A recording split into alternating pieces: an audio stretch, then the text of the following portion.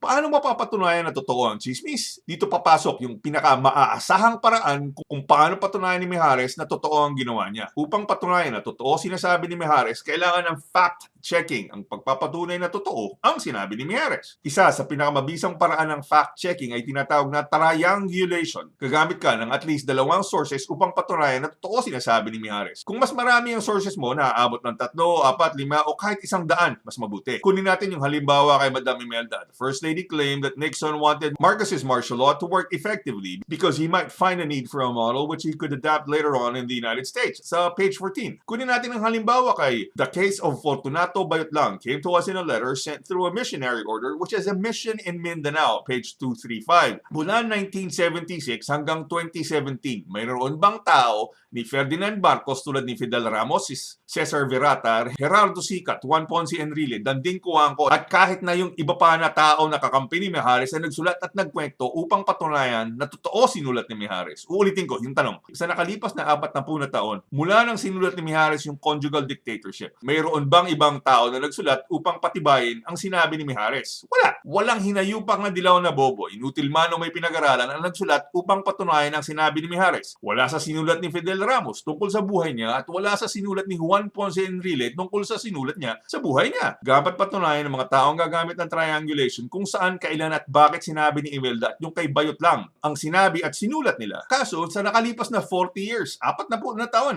mula 1976 hanggang 2017, walang taong nagsulat upang patibayin ang sinabi ni Mijares. Sa dinami-dami ng mga anti-Marcos na bobo at inutil na lumitaw since 1976, wala ni isa ang naglakas ng loob na magsulat dahil alam nila kapag sinulat nila yan, lalo lang lalabas ang katotohanan na sinungaling si Mijares. Itong fact-checking gamit ang triangulation, gagamit ka ng at least dalawang sources upang patunayan na totoo ang sinasabi, ay dapat gamitin kay Matubato, Las Cañas, at iba pang mga tao na nagsasabi na mamamatay tao si President Duterte. Kaso, sa lagay ni Matubato at Las Cañas, alam natin na puro sinungaling ang mga nagsasalita laban kay President Duterte. Mabalik tayo kay Mijares. Yung storya sa libro tungkol kay Bayotlang na inapiraw siya sa Davao nung panahon ni President Marcos, bakit hindi lumabas yung pali pagkatapos mawala ni Marcos upang pagtibayin ang sinabi ni Mijares? Diyan natin malalaman na talagang hindi maaasahan ang mga sinulat ni Mijares dahil hindi mapatunayan ng fact-checking gamit ang triangulation. Ano ang pinakamalaking katibayan na kabubuhan ng libro ni Mijares? Walang naiwan na katibayan si Mijares mula 1976 hanggang 2017 upang patunayan na totoo sinulat ni Mijares. Ano ang nakuha nyo sa libro at sinabi ni Mijares? Wala! Ngunit kapag tinanong mo ang ginawa ni Mijares para sa Pilipinas mula 1976 hanggang 2017, ang tanging iniwan ni Mijares sa bayan ay ang kasinungalingan na sinulat niya sa librong Conjugal Dictatorship. Kung bobo ka at emotional satisfaction ang nais mo, masaya ka sa ginawang kabobohan ni Mijares. Appeal to the emotion si Mijares, dating telenovela. Ang mga bobong dilaw mahilig sa telenovela na chismis pa dahil gusto nila palagi ng emotional satisfaction. Kung nag-iisip ka na Filipino at naghahangad ka ng makatotohanan na pagbabago para sa Pilipinas, ihahambing mo ang walang ginawa na si Mijares sa mga tunay na ginawa ni Ferdinand Marcos at Imelda Marcos. Ihambing natin si Mijares mula 1972 nung naging tao siya ni Marcos. Ang iniwan sa Pilipinas ay libro ng sisi at kasinungalingan, Conjugal Dictatorship. Si Ferdinand Marcos at Imelda Marcos mula 1972, nung maging tao nila si Mijares, ang iniwan sa Pilipinas katakot-takot na infrastructure projects at kilusang pangkabuhayan na hanggang ngayon ay pinakikinabangan ng lahat ng Filipino. Kung gusto mo maniwala kay Mijares, karapatan mo na manatiling bobo at mangmang sa tunay na kasaysayan. Desisyon mo na manatiling bobo at hibang na hindi gumagamit ng critical thinking. Kung gusto mo maniwala kay Ferdinand at Imelda, tingnan mo ang paligid mo at bilangin mo kung ano ang mga proyekto at institusyon na pinagawa ng mga Marcos na hanggang ngayon ay ginagamit pa rin natin. 4 na dahilan kung bakit bobo lang na walang pinag-aralan ang maniniwala kay Primitivo Mijares. Number 1, lahat ng sources ng librong Conjugal Dictatorship walang basihan. Number 2, puro chismis ang laman ng Conjugal Dictatorship. Kapag pinagsama-sama mo ang chismis, kahit gaano karami pa ang chismis at pagtugtong-dugtungin mo ang chismis, chismis pa rin ang chismis hanggang mapatunayan mo na totoo. Number 3, hindi magagamitan ng fact-checking at triangulation ang pagpapatunay na totoo ang sinabi ni Mijares sa Conjugal Dictatorship. Number 4, walang naiwan na katibayan si Mijares mula 1976 hanggang 2017 upang patunayan na totoo ang sinulat ni Mijares. Ang title ng libro ni Mijares ay Conjugal Dictatorship. Ang tawag sa mga maniniwala sa sinulat ni Mijares, uneducated, unlearned, and ignorant people who does not know academic methodologies, also known as dilaw idiots.